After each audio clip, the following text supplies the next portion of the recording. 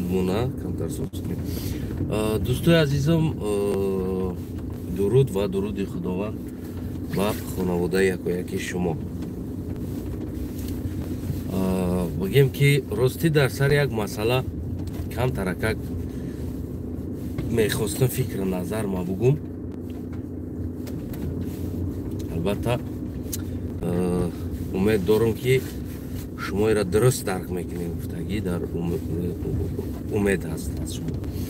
Хуб, дӯстои азизам, дар масъалаи хусусан комментнависҳо ёки инсонҳое ки баъзи традитсияҳоро шумо дидагӣ нестен, аз ин традитсияҳо дур ҳастен ва умуман ҳамин чизҳоро бигем барои шумо гӯё ки як вау да ҳамин. Аммо бисёр мо традитсияҳо дорем, гуногун минтақаҳои мо Тоҷикистон гуногун ҳамун традитсияҳамун равияҳои худшона доранд дар зиндагишон. Имрӯз мебинем дар як эфир як наворе ки дар тӯй бачаҳо ҳамун аз хонаи домод ё арӯс аз чизеро мегирем, мегӯянд пардаро мегирем, люстраро мегирем ва одамо ина дар интернет монда дуздӣ ва ёки дигар номҳо бурда дар ҷа комментҳоро мебинам, гапҳои бигем ки лозиму нолозим навишта шудагӣ ҳаст. Дӯстои азизам, ин традитсияҳои гуногун минтақа худаш ҳаст. Воқеан ҳамин чиз ягон дуздӣ нест, ягон бигем ки ягон вау гуфтани чиз нест.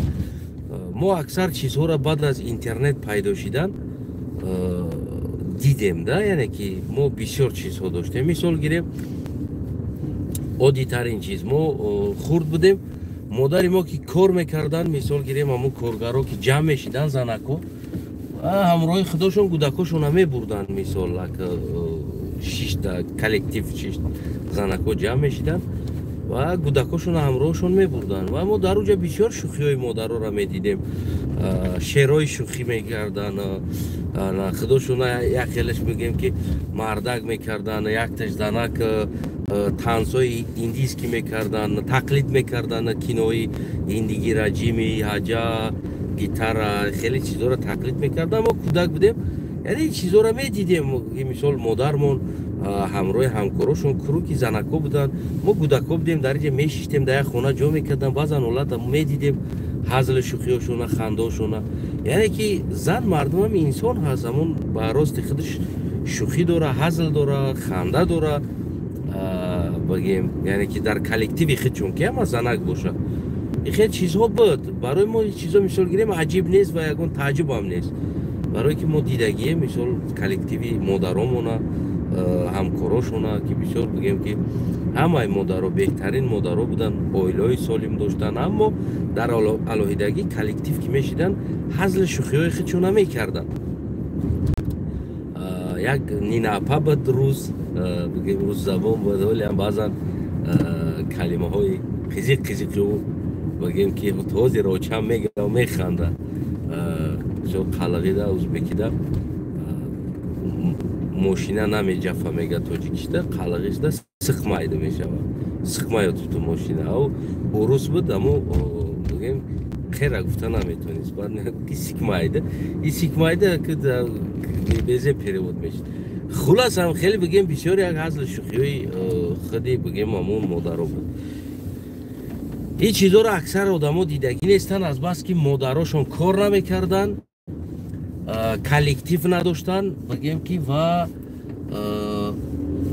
коллективҳода бигем кӯдакошона чикор мекарданд, намебурданд. Мисол хурдишонда он вақт коллектив ки набоша, мисол ҳазли шӯхӣ нест. Хонада аз куҷо ҳазли шӯхӣ мешавад?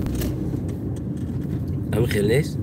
Албатта баъзеётон дидагӣ нестен, яъне ки аксар модари мо ки хонанишин ҳастанд, коллектив надоранд, дар он ҳолат бигем фарзандҳо ҳамроҳи модарошон намераванд, дар шиштҳои модарошон баъзе чизҳоро намебинанд, баъзе барои ӯ дикст аст. Хуб, хулас ҳамин тӯе ки дар навор мондагӣ ҳаст, ин ҷавоно бигем ки ира мегирем, люстраро мегирем, пардаро мегирем, این ترادیسیایی بگیم که همین خیلی یک حزل شوخی تویونایی این در خوجند بوستانی ما بگیم که بسیار بگیم وسیع است. واقعا هم خونه کلین میروند و همون از خونه کلین چیزی میگیرن میروند. یعنی این هم یک بگیم که همون حزل شوخی تویونه هست.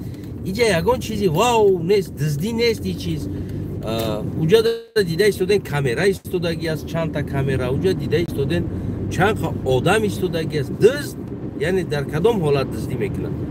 دزد کسی نمیبینه، خودش تو میگیره میره و یا دو کسان سه کسان نه کامرا است نه دیگه چی، نه میگن این چیزا، او را میگن که دزدی است، یعنی به چیز گرفتی رفت.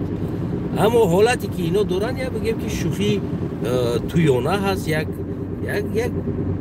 نظمی تویی که یک مردم یک منطقه داره. شاید باشه این جوانو بگیم که جوروها دوران توی خوجندی رفتگی هستن و غیر کارها شدگی هست. اینو این ترادیسیا را استوستا بگیم که شاید شنبه آورده باشن و کلوب هم این ترادیسیا شاید رفته باشن.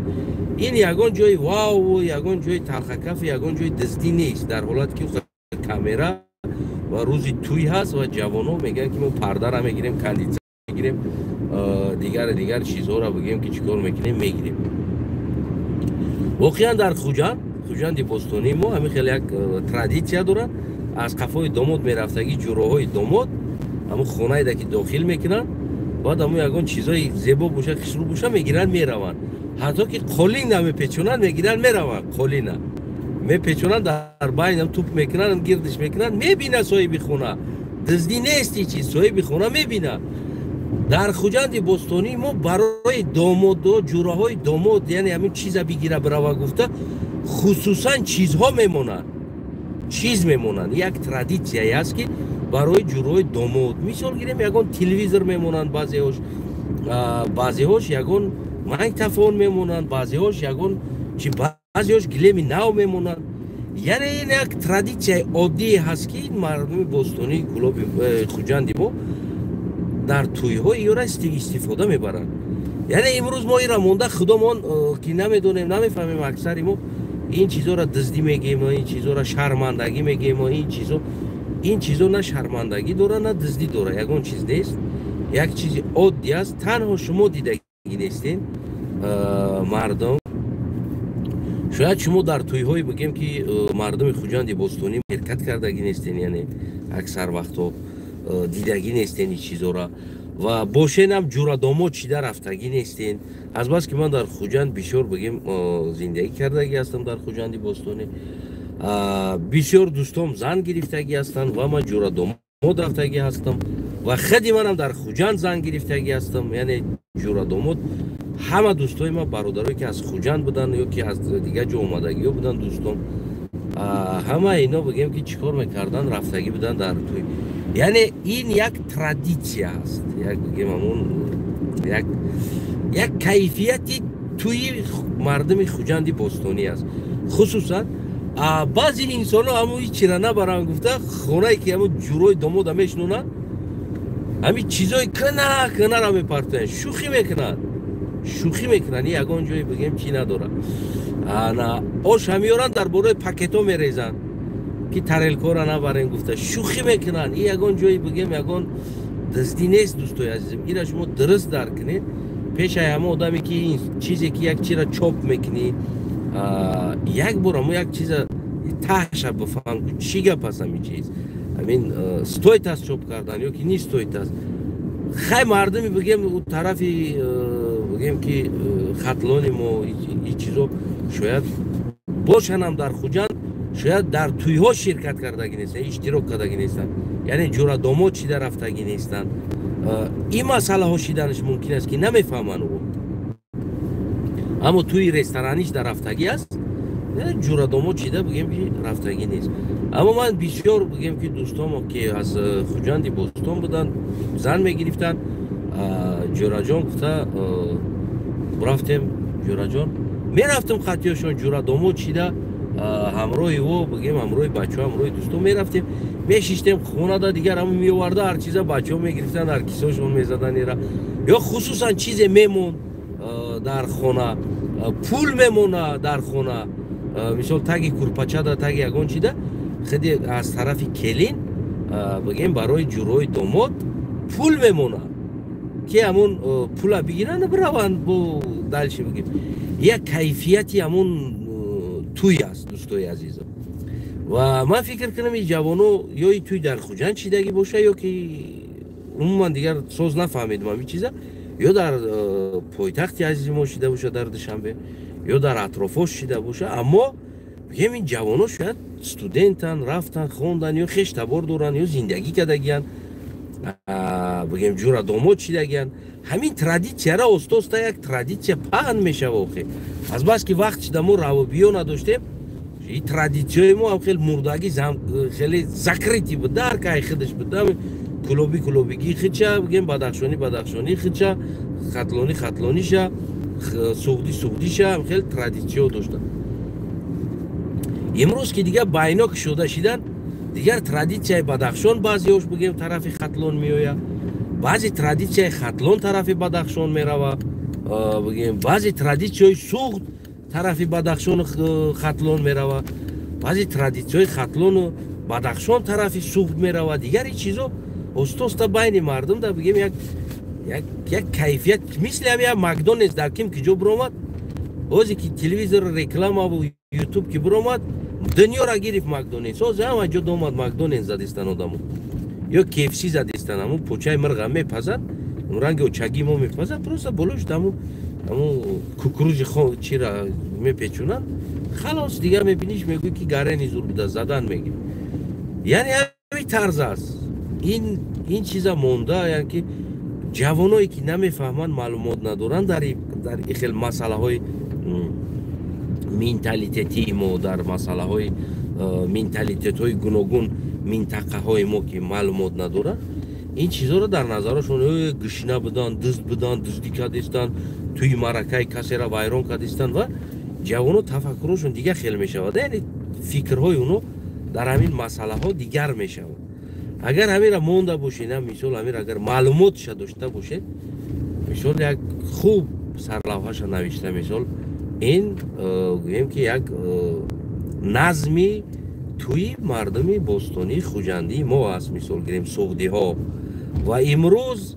خرسندانه و خوشبختانه که جوانهای ما هم یعنی که یک چیزی سوغدی را در منطقه های ما بگیم جشن میگیرن در توی ها چیز گرفته رفتن این دزدی نیست مثال گیریم و خدا کنه که مثال بعضی چیزهای خوبی ما هم طرف خوجند ما برای بعضی چیزهای ترادیسیوی هم خیلی خرسندی خوجند خطلانی ما بیاید بدخشانی ما برای بعضی چیزهای ترادیسیوی خرسندی مردم بدخشان منکو وقتو کنده بدیم حاضر دیگه پیوست شده استودیم با ما بیاید با سوخت برای با خطلان برای ترادیسیوی خش خرسندی ما یعنی در این چیزا شما باید و پدر شد که خش شده همون را معنا و منطقش فهمیده با مردم رسونه خواهش میکنیم از شما که امروز کومنتور را میخونی دزدو بمبرین گشنه ها چون چیو نوشته استودیم یعنی که خودمون حقارت کرده گشته استیم ده واقعا هم در اینترنت میدروی خودمون حقارت کرده گشته استیم نمیدونیم خودمون چیکار کرده استیم زنده باش هموطنم التماس از شما چیزی را که تاش نمیدونین چی گپ است هوای ای پیش خودتون مونده یک گروه جوانی دیگه نفهمی دیگه نمیفهمه این چیز چی گپ است حقارت نوشته استوده است تحقیر نوشته استوده است